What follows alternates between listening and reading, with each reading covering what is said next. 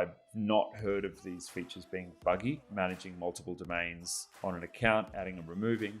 As long as your DNS is correct and you've got all the extra stuff like SPF, DKIM, all the other more technical DNS features are enabled and configured correctly.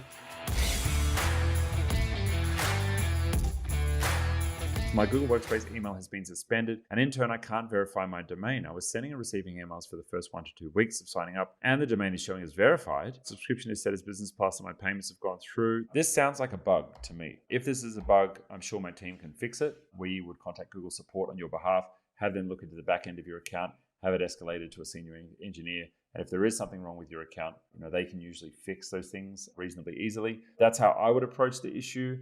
You could switch to a secondary domain, delete this problematic domain, wait an hour, re-add the problematic domain, and see if things work again. That's another approach if you want to have a go at it yourself. I've not heard of these features being buggy, managing multiple domains on an account, adding and removing. As long as your DNS is correct and you've got all the extra stuff like SPF, DKIM, all the other more technical DNS features are enabled and configured correctly. And then, of course, is your account up to date and paid up to date? Triple check that it's just not something obvious, then it should work. I've never seen it fail if you've got all those things configured. If you need more help with what we've covered in this video, itGenius provides support services to businesses all over the world with problems just like this. Click the link below to get started.